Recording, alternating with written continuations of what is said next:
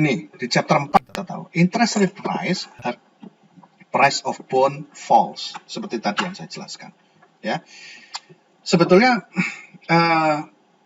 mudah saja Anda bisa pahami ya nanti kalau interest rate rise ya itu maksudnya adalah intinya itu adalah lebih baik Anda menabung, jangan pegang uang cash. Dah itu sebetulnya. Ya, kalau interest rate-nya bonds itu naik, maka rugi Anda pegang uang itu. Lebih baik Anda pegang bonds. Ya, ini kita bicara konvensional ya, Nanti kalau nanti Islamic nanti kita akan beda lagi ceritanya. Jadi ketika interest rate naik, lagi bagus loh interest rate-nya naik, lebih baik kita nggak usah banyak-banyak pegang bonds, pegang uang cash, ya. Nah, sehingga expected return on bonds would be negative, ya. You would want to store your wealth as money because its expected return is higher and zero return expected return bonds. Nah, ini yang saya jelaskan tadi, ya. Kalau megang bonds itu merugikan karena nggak nyocok itulah harganya bond sama bunganya itu tidak bagus untuk Anda ya, itu berarti expected return-nya adalah negatif. Kalau expected return-nya negatif ya atau interest rate-nya kecil gitu ya mendingan Anda pegang uang saja. Nah, itu yang dimaksud oleh Keynes ya. Ini sudah saya jelaskan tadi ya. Lebih baik saya skip saja ya. Oke. At higher interest rate ya. Interest rate yang tinggi kan kita mending beli bonds kan. Kenapa? Kita kan nanti beli bonds kemudian dapat interest rate yang tinggi. Ya. Expected return from holding a bonds to be positive. Nah, itu maksudnya. Kalau interest rate-nya tinggi, maka lebih baik interest rate bonds ya, interest rate bond tinggi, lebih baik kita invest di bonds. Itu maksudnya Keynes itu gitu. Ya. Kalau kita invest di bonds, maka money demand kita atau permintaan uang kita itu adalah berkurang. Ya. Sehingga money demand is related to level of interest rate. Maksudnya kalau interest rate-nya naik nih ya, I-nya naik, interest rate-nya naik, ya, maka money demand itu turun. Lebih baik Anda invest di bond saja, sehingga Anda megang uangnya sedikit saja. Makanya itu negatively related. Interest rate naik, maka money demand turun. Ya, begitu. Nah, ini ya. Money demand itu hubungannya adalah negatif. Maksudnya bagaimana? Ketika interest rate naik, maka lebih baik invest di bond, kita megang uang sedikit saja. Itu maksudnya begitu. Kalau yang Y itu kan positif tadi. Income kita naik, maka transaksi kita akan lebih banyak, precautionary kita akan lebih banyak. Ya. Gitu. Oke, ntar saya lanjutkan dulu. Oke, ini sama penjelasannya. Ya. Nah, oke. Mungkin ada yang pertanyaan? Kalau Anda masih bingung, nggak masalah. Ini toh saya rekam, ya. Nanti saya upload. Yang kemarin, yang minggu lalu, ya. Yang minggu lalu itu topik apa ya? Chapter 16 lah, ya. Yang money multiplier dan sebagainya. Itu sudah saya, saya upload, cuman saya mau merangkumkan linknya. Mungkin hari ini saya akan kirimkan ke Anda, supaya Anda bisa pelajari untuk kuis Sabtu besok. Ya, kuis Sabtu besok itu bahannya apa? Bahannya mulai TM1, 2, 3, 4. Ya, jadi bisa jadi bahwa soal yang Anda lihat kemarin itu akan muncul lagi. Ya, akan muncul lagi. Ya, tambahannya adalah pada chapter 16 itu, yaitu determinan money supply kalau nggak salah. Ya, itu. Oke, saya lanjutkan ya untuk further development in the Keynesian approach, yaitu transaction demand. Ya, ini perkembangan dari pendekatan Keynes ya. Keynes kan tadi ada transaction demand, di mana motif uang demand for money kita itu tergantung dari income kita. Semakin income kita itu tinggi, maka demand for money untuk transaction itu semakin tinggi. Gampangannya adalah Kalau orang semakin kaya, maka orang itu akan cenderung untuk beli barang lebih banyak, melakukan transaksi lebih banyak. Oleh karena itu, ketika ada orang kaya, maka dia punya kesempatan untuk beli barang lebih banyak sehingga demand for money lebih banyak. Nah, sekarang perkembangan selanjutnya dari pendekatan Keynes itu ada semacam ini, ya. Ini ya. Contohnya misalnya, ada seseorang itu namanya, ini Anda bisa baca di Frederick Mishkin ya. Ini ada seseorang yang namanya Grant Smith. Dia itu menerima gaji 1.000 awal bulan, dan kemudian selama sebulan itu dia habiskan 1.000 itu, ya, sehingga kemudian dia ini, he has no cash left because he has spent it all. Maksudnya akhir bulan itu dia nol uangnya, ya. Kemudian nanti bulan depan dia dapat lagi 1.000, terus kemudian dia habiskan bulan itu sehingga nol. Gambarannya semacam ini, ya. Ini yang ini. Grant Smith itu di awal bulan, ya ini months ya, ini akhir bulan pertama, ini awal bulan pertama atau bulan nol ya, dia dapat 1.000 cash balance-nya, berarti dari gaji. Terus kemudian terus menjelang akhir bulan, tanggal tua habis. Kemudian dia gajian lagi. Terus dia spend habis. Begitu seterusnya. Ya, akan gini terus. Ya. Nah, balik lagi ke sini. Ya. Over the course of the month, his holding of money will on average be 500. Maksudnya bagaimana? Maksudnya rata-rata dia pegang uang adalah $500. Kenapa? Coba Anda lihat di sini ya. Ini adalah posisi di mana dia dapat 1.000. Di sini ya, menjelang akhir ini cash-nya adalah 0. Sehingga kalau kemudian ditambah dibagi 2, maka dia punya rata-rata adalah 500 dalam 1 bulan. Ya. Dalam 1 bulan itu dia 500. 500 itu kan separuhnya 1.000, ya. Nah, kalau separuhnya 1.000 kemudian dia bagi 2, itu maksudnya begini. Ya. Ya, ini. Kalau dia 1.000 ya, terus kemudian bagaimana perputaran uangnya? 12.000 yaitu 1.000 kali 12 dibagi 500. Maka 24. Ya, rata-ratanya itu dia pegang uang kan 524, ya. Sekarang dengan rata-rata 500 ya, dia kemudian pola dia itu megang uangnya dia bedakan. Kalau awalnya ini 01 1 bulan ya, ini 1.000 ya. Karena rata-ratanya dari 500, maka 1 bulan ya itu dia 500 saja. Ini 1.000 ya. Tetapi makanya 2 minggu. Nah, ini 2 minggu. Ini kan 1 bulan.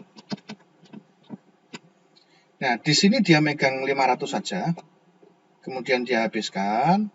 Nanti kemudian dia ambil 500 lagi. Nah, pertanyaannya adalah ketika dia pakai 500 ini, 500 yang lainnya di mana? 500 lainnya adalah digunakan beli treasury bonds. Ya. Digunakan untuk membeli treasury bonds. Jadi artinya begini. Kalau yang kasus pertama ya, itu saya lihat gambar ini aja ya. Kasus pertama itu yang ini.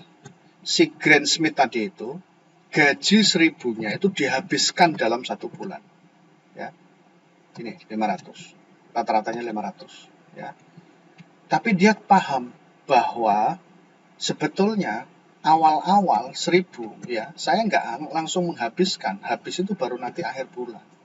Berarti kalau rata-rata 500, sebetulnya ketika awal saya dapat 1.000 itu sebenarnya saya nggak pakai 500.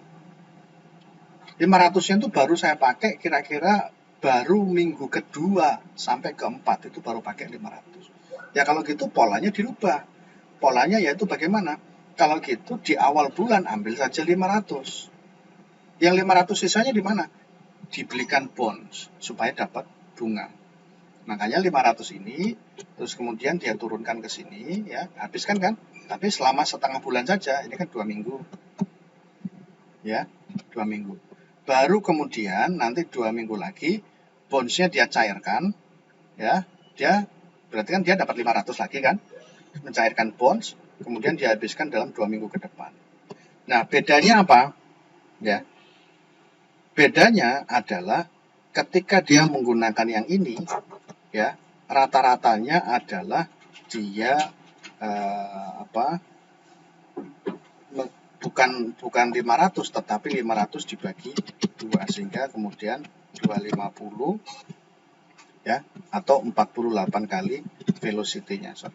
Velocity-nya 48 kali, ya. Nah, artinya apa di sini? Artinya bahwa ketika kemudian, ya, yang ini 1000 itu 1 bulan, ini dia nggak ada investasi sama sekali si Grant Smith ini kalau dia megang 1000. Tapi kemudian ketika dia cuma megang 500 untuk 2 minggu, ya, setengah itu maksudnya setengah bulan, ya, dan kemudian setengah bulan sisanya itu dia investasikan, maka dia akan mendapatkan $2,5, yaitu 1% per bulan, ya. 1% per bulan itu dia akan separuh dari 500, ya. Kan separuh dari 500 itu kan kali 1%, jadi dia dapat $2,5.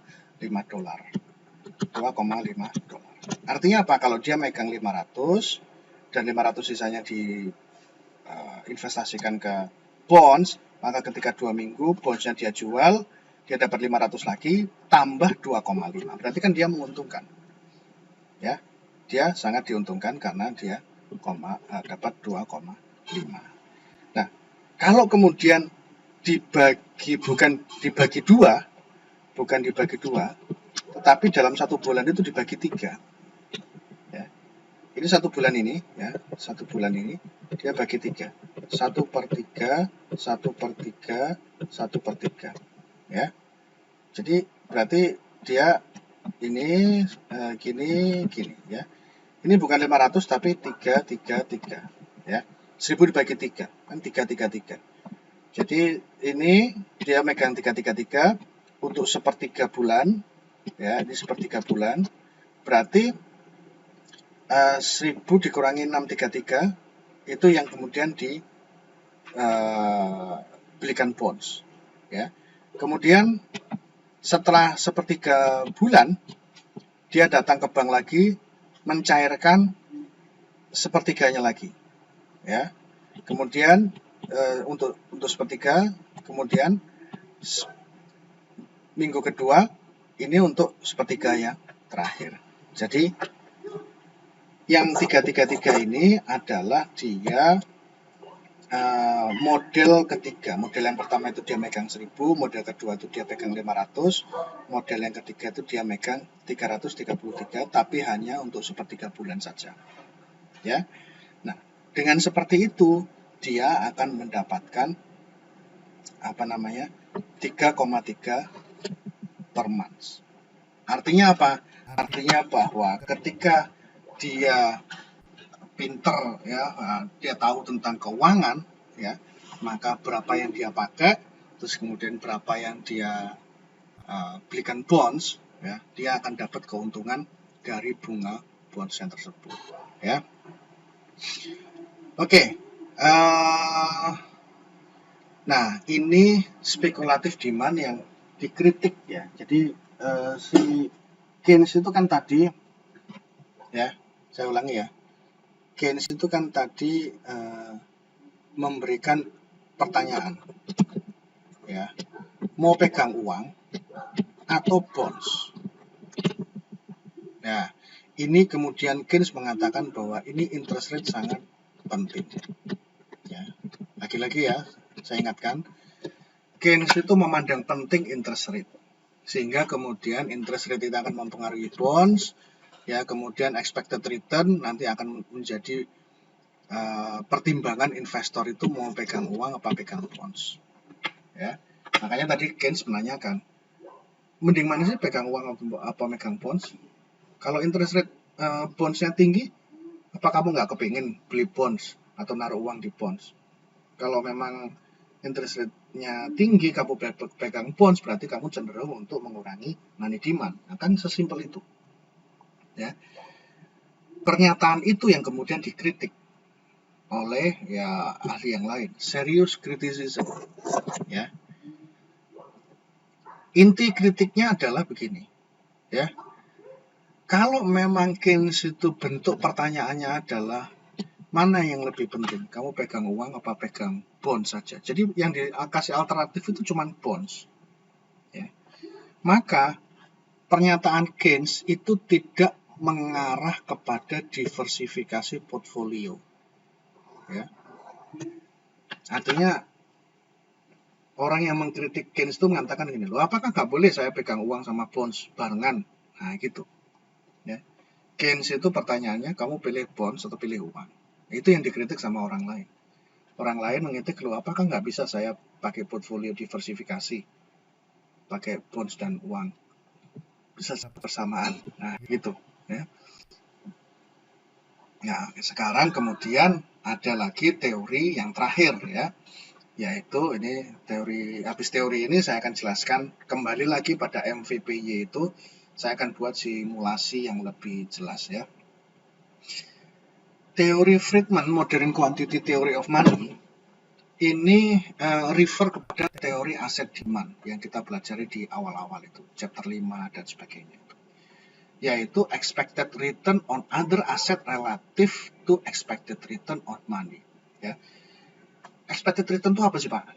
Expected return itu gampangannya adalah kira-kira untung mana. Ada kata-kata kira-kira, makanya disebut expected. Kan kita kan belum tahu karena di masa depan kan. Expected return, ya. Expected return on other asset relative to expected return on money. Ya. Perkiraan keuntungan lah kira-kira. Ya. Nah, Friedman Modern Quantity Theory of Money ini itu mengatakan seperti ini. Ya, ini saya langsung pada rumusnya saja ya, nanti saya jelaskan. Kalau Y itu sudah dipakai di Irving Fisher ya, sudah dipakai di Keynes yang mengatakan bahwa kalau income-nya naik, maka money demand-nya akan naik juga. Ya. Yaitu untuk transaksi, terus kemudian untuk bukan spekulasi, untuk apa? Precautionary, untuk jaga-jaga. Dan Friedman juga mengatakan begitu. Ya, tiga-tiganya ini berarti sama. Nah, yang membedakan itu apa? Yang membedakan itu ini loh. RB, expected return on bonds.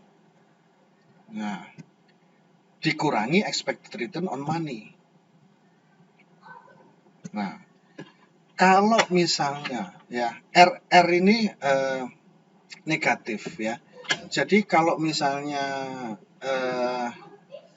tadi bunganya itu naik ya, terus kemudian bonds itu lebih menguntungkan ya, berarti bonds itu interest rate kan tadi di bonds kan naik ya, yang di awal-awal tadi, sehingga expected return-nya itu adalah tinggi, artinya menguntungkan invest di bond ya, karena menguntungkan daripada pegang uang ya, akhirnya invest di bond lebih menguntungkan, sehingga kecenderungan untuk money demand itu adalah negatif. Artinya apa? Kalau bonds itu lebih menguntungkan, maka saya akan invest bonds dan saya akan mengurangi uang saya untuk saya pegang sendiri. Itu money demand. Money demand-nya akan saya kurangi.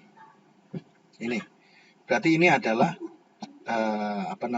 investasi di bonds. Investasi di bonds. Ya. Apa yang ini? Ini ya.